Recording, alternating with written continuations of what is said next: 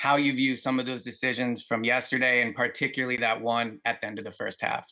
Yeah, every time we go for it on fourth down or set ourselves up to go for it on fourth down, I'm doing what I think is best for the football team at that particular time.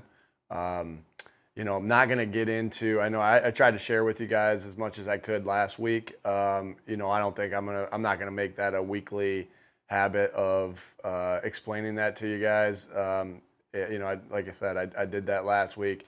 The I say this every time I do something like that, I'm doing it because I think it gives us the best chance to win the football game. And knowing very well that when you don't convert on fourth down, you know, what's going to happen is when you don't convert on fourth down, that's going to be 100% on me.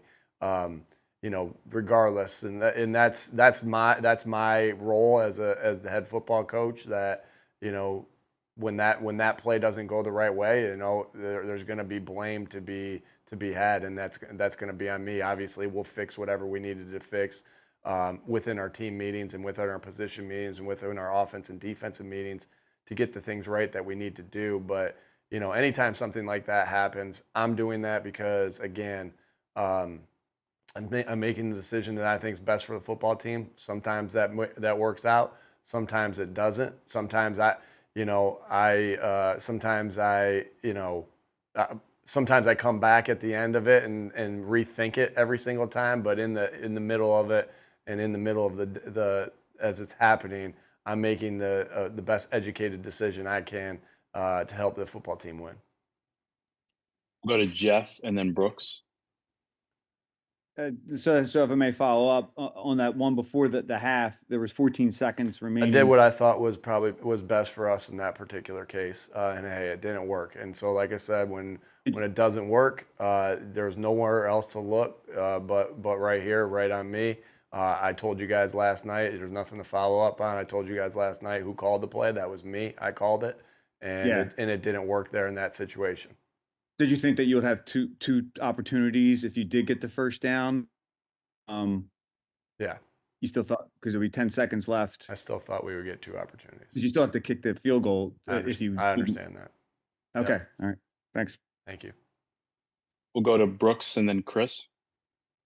Hey Nick, since yesterday, is there the league reviews plays every play, but has there been anything from you guys to check in with the league on the hit on Devontae or Darius Slay? Yeah, I'll never share information that that I'm gonna have with the league. Those like just like my I think I've told you this. Any conversation with a player, any conversation with Mr. Laurie, any conversation with the league. Those are private conversations, and I respect your question, and I want to be able to help you do your job and help the fans understand more.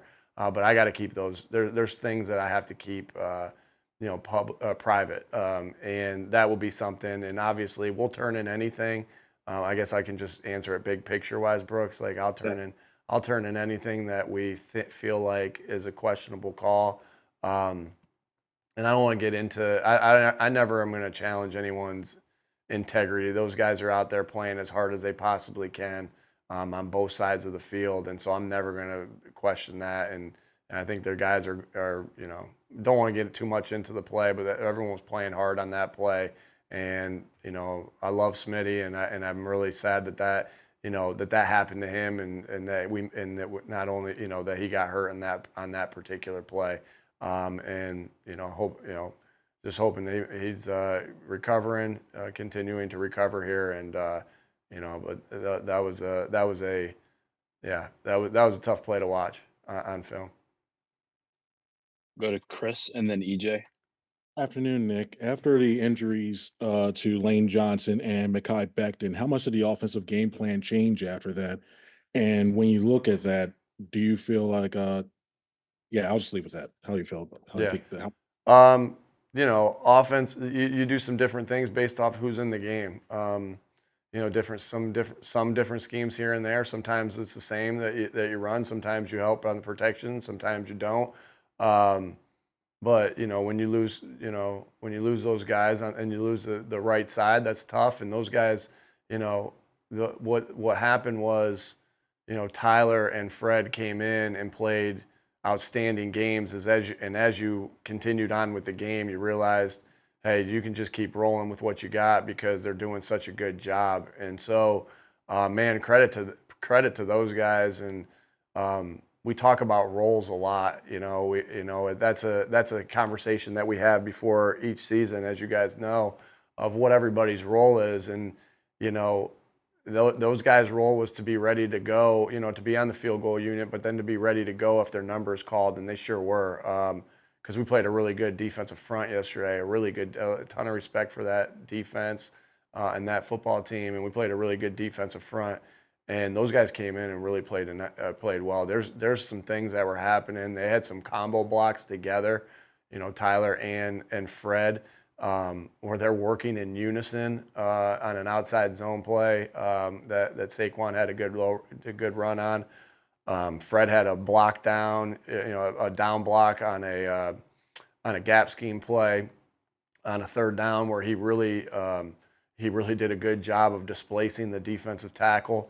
They did well in protection. I mean, just can't tell you how happy I am for those guys, and to see one of the first guys I came in when I was walking up the tunnel, I saw Fred, and it was only Fred and I in the tunnel, and just gave him a big hug. And man, I could see how happy he was.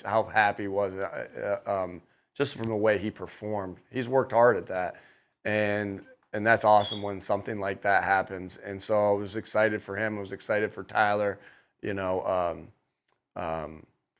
Paris Campbell did some really good things too. That when when it was called upon, and so that's a team, right? That's when you have all that, and everyone playing their role. Everyone's role is not the same, but everyone's role is vitally important. And man, it was fun to see those guys. Obviously, bummed that you lose players that we lost, but fun to see those guys go in there and perform.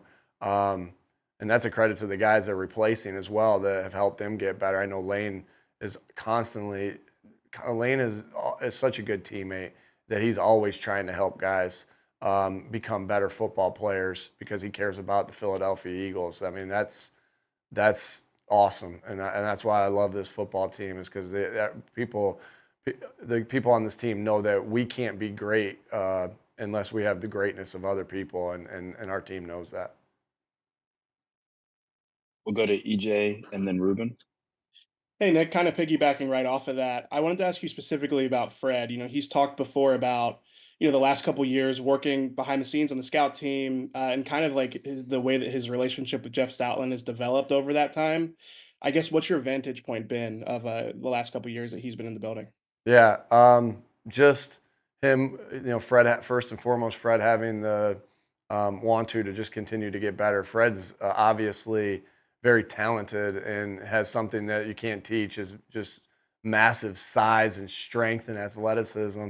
And he came here and got a fresh start here, and he's worked his butt off. And Stout pushes him. I told Stout last night when we were coming home on the plane, I'm like, man, no, I enjoy going to once a week. I've been going to the offensive line meeting room, and I've really enjoyed going to the offensive line meeting room and listening to that, and listening to Stout coach those guys and how those guys react and how those guys respond. And I know he's pushed Fred. I heard him push Fred on Thursday in that meeting room just to get better. Stout's constantly on the guys to get better, and he lets no detail slide. And I love that about Coach Stoutland. Sure glad he's our offensive line coach, and and Fred, and that's a combination. So that's a combination of the Stout refusing to not let refusing to let Fred slide in any way, because all he cares about is Fred getting better, and then Fred putting in the time, putting in the work, putting in the all the things that he does to get better. And so now Fred just got to build upon that. That's a great stepping stone to build upon, and just ride his momentum right there to just continuing to play better football. We'll go to Ruben and then Ed. Hey, Nick, with the wide receiver injuries, I guess you're facing the possibility You won't have your top three guys Sunday down in Tampa. I was wondering if you could just talk about the guys who you do have, and do you feel like you have enough at that position to go play a game? Yeah, obviously, we'll see as the week goes on. We'll see who's going to be available. We'll plan for everything. Like I said from the very beginning, I really have a lot of faith in this room, in that wide receiver room. We have Johnny, we have Paris, we have Jahan. This is Jahan's been. I know Jahan hasn't had a ton of catches, but I think he's been playing efficient football. And sometimes it's just a matter of seeing it and then, going out there and planning some more things for him and doing some more things to get the ball in his hands. And then, we got some practice squad guys that are working hard, and we'll see how this all plays out. But I got a lot of faith in the room. And it just doesn't, it can look a lot of different ways, right? So I have a lot of faith in that tight end room, and I have a lot of faith in the running back room as you look at the skill positions. And so a lot of different things you can do. Obviously, really early in game planning, and I probably wouldn't share it with you anyway as far as what we'll do there. But we got options, that's for sure, just because we feel good about the work that these guys have put in and the players and the teammates that they are. We'll go to Ed and then John. Yeah, hi, Nick. Just to kind of follow up on that receiver question from Rube. Johnny Wilson, he had the big catch, I think, yesterday for 9 or 10 yards, first down catch. He also got caught for holding. But what have you kind of seen from him behind the scenes in his progress here in his rookie year? Yeah, I just think he's really tough, first and foremost. Talent's just the beginning, but it's about how tough you are if you're going to reach your ceiling. And so obviously talented and unique. He has unique traits with how big and strong he is. He's able to do some different things that we need, some dirty work things that we need, and then he'll be called upon, if we need to make some plays catching the football. And so, I loved his first catch yesterday of putting his head down and being. He's a big dude, and then trying to tackle him was hard for those guys, and he was able to get some yards after catch and get the first down on that. So I just think I've seen toughness. He's continuing to learn everything there is to learn about playing wide receiver in the NFL. Obviously not going to learn that all in one night or one season or two seasons. That takes time. But he's uniquely talented and unique, and he's got toughness, which I'll take tough guys on this football team any day of the week. Those are the guys, it's like basketball. Your shot's not always falling. Always falling, right? Sometimes in football, you're not getting opportunities, or it's not coming your way, or it's not going your way. But it's those guys who play with relentless effort and toughness, that can overcome, things not continue, kind of going your way with the ball in your hands. We'll go to John and then Dave. Hey, Nick. You mentioned the team as a whole having kind of a rough week and getting past that adversity, specifically with Jalen Carter. What do you think clicked from that standpoint? John, I thought we got off the mat pretty quick, and because I just think that there was this urgency after the loss, and of, hey, no one liked that taste in our mouth, and let's. So it was handling the adversity of the initial thing and just how you're going to respond to it. And so, Jalen Carter, he didn't play his best game, obviously, against Atlanta, but he came out and he was completely dominant in the game yesterday. Sometimes I share with you player of the game, sometimes I don't. He was our player of the game yesterday. And so he gets a game ball for yesterday because of his performance. But what changed was, at the end of the day, I said this last week, right? It's about playing defense is about just your relentless effort. Playing defense is about striking blocks and playing, especially that, striking blocks. Playing defense is about shedding blocks. Playing defense is about tackling, and playing defense is all being on the same page. You do those things well, you're going to have an opportunity to play good defense. And so that's what I saw from Jalen Carter. He'd strike. He was violent yesterday with his hands. He was athletic to get off blocks. He beat blocks every way you could possibly imagine. And he played on their side of the line of scrimmage an awful lot. And so, and as a result, he let other people make plays. Not only did he make plays, but he helped other people make plays. There was multiple plays where I felt like our linebackers were running free because they were hanging on the double team of his block for a little bit longer. And so I loved his response, John. Is really at the end of the day, like, again, you can have a negative mindset, or you can have a purpose mindset. And the purpose mindset says, hey, what did I screw up the game before? This, and this, and how I'm going to fix it. Here, this, and this, and then going out and executing it. And he did that. And I think that's just a good example for our entire team of there are going to be little losses throughout each game of every game. There's going to be little wins. There's going to be little losses. You can't get held up on either of them. You just got to play the next play and learn from the little losses that you have. And that's what I felt like really happened. I felt like, that's what I said to the team today. I felt like, and I've kind of mentioned all of them here, I felt like everyone had a role in that field yesterday, and everyone, and we had mistakes obviously, but we needed everybody, with the examples of Fred and Tyler and Paris. We handled adversity. So we got better from adversity, the way we handled cut blocks, the way we struck on the line of scrimmage, different things like that. I thought we played tough against a tough football team, and I thought we played together as a team. That was so obvious on the sideline, just how much everybody was there for each other through the ups and downs. Hey, we got you. Hey, no, we got you. Hey, you're going to crack out of this. We got your back. Whatever it was, man, it was that's, and I said that again, those 4 things to the team about that. It was awesome, and it was a good team win. We'll go to Dave and then Zach. Hey, Nick, how often will you decide to call a play on offense, and what determines when you do? Yeah, just, I don't say a number, but here and there, that's going to happen. And that's regardless of, whether it was 21, 22, 23, or 24. We're all coming up with the game plan together. We're all putting in the work together. We got good minds on the offensive side and defensive side.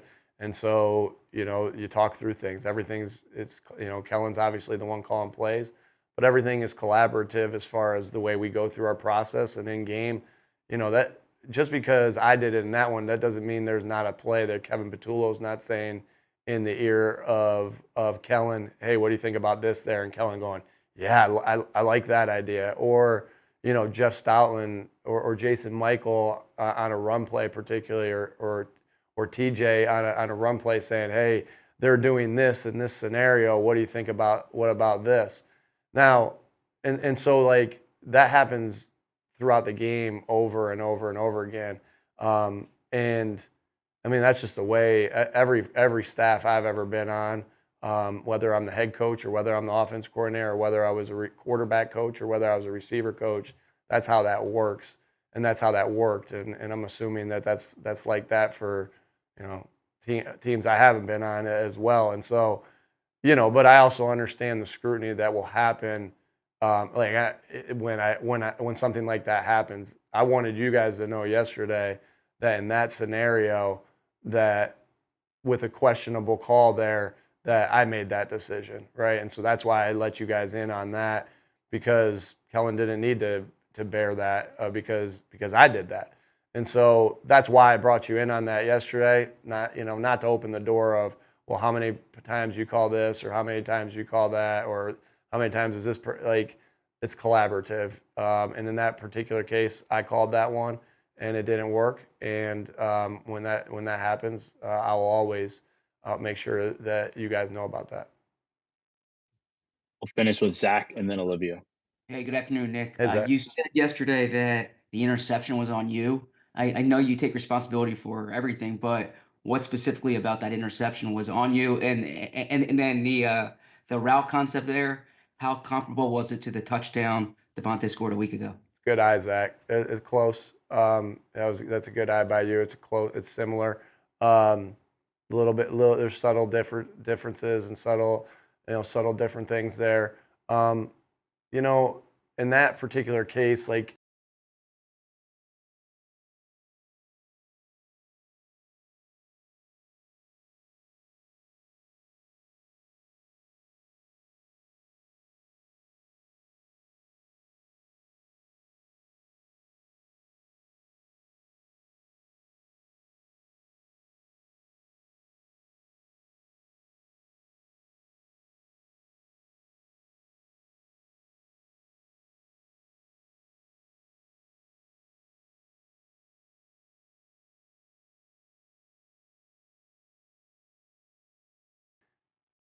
if I didn't feel like I showed them that, then I missed that one step of that I needed to, and I don't think I did good enough job like showing that route that we were running there against all the different looks that you can get, because sometimes that safety can be outside and that angle looks different. Sometimes the safety can be inside and that angle looks different. Sometimes that safety could be in the middle of the field and that angle looks different. And so I'm really hypercritical on myself as far as, did I show them and our coaches, did I show them every look they possibly could be in? And I know there's countless amounts of looks, but there are certainties and routes. I'm really convicted on this. Obviously, my history as a wide receiver, man, I played wide receiver a long time ago, so I'm not saying, but that and my history as a quarterback coach trying to get the receivers right, and as a wide receiver coach of putting them in every one of those scenarios. Because you can only have so many different things, right? Outside, inside leverage, middle open, middle closed, man, zone, soft zone. And yeah, that's where I was feeling on that yesterday, Zach, is but I think that's I think that's what everyone's got to go through, those processes of what could I do better to help the team, right? Smitty's out there busting his ass to make every play he can. And so what am I doing as a coach to bust my ass to put him in every spot that I could possibly put him in? So that's what I was referencing yesterday, Zach. Not just hey, my fault. It was more, I really thought through that as far as how we run that route versus different looks. Thank you. We'll finish with Olivia.